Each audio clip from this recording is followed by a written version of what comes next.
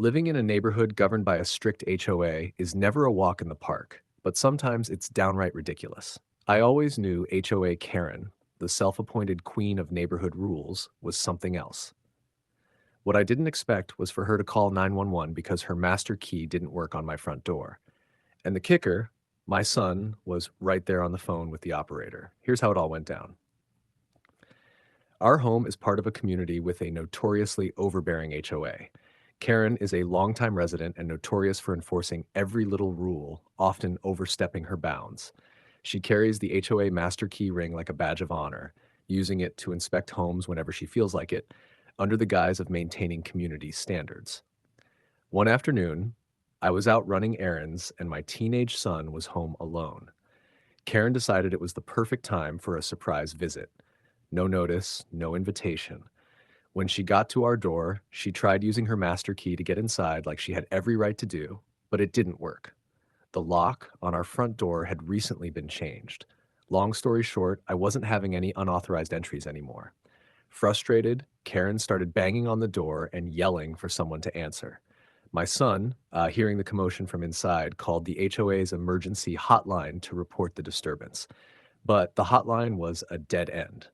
So, thinking it was serious, he called 911, discreetly keeping the line open as Karen pounded on the door. Karen, seeing no way in, decided to escalate. She called 911 herself, claiming a break in attempt and demanding immediate police assistance. When the dispatchers answered, my son was still on the line, calmly explaining the situation from inside the house. Within minutes, police arrived.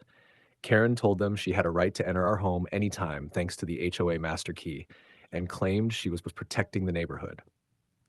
The officers, experienced and thorough, quickly clarified that the HOA does not have the legal right to enter private homes without permission. Master keys are for common areas only and do not grant access to individual residences. Changing locks is perfectly legal and a homeowner's right. Karen's face went from confident to flustered fast. She tried to argue, but the officers weren't having it. My son, still on the 911 call, explained how Karen had been repeatedly harassing our family with unwelcome visits and threats. The police issued Karen a warning for harassment and trespassing, reminding her of legal boundaries and homeowner rights. They stayed for a few minutes to make sure my son was safe and that the situation was under control. Later, I had the locks professionally changed again, adding an extra security system for peace of mind. I also sent a letter to the HOA board documenting Karen's repeated misuse of master keys and demanding they restrict her access. Karen's 911 stunt backfired spectacularly. Instead of intimidating us, it exposed her abuse of power and left her under scrutiny. From now on, my front door is firmly off limits. No master key, no surprise visits, and definitely no more 911 calls over failed break ins that never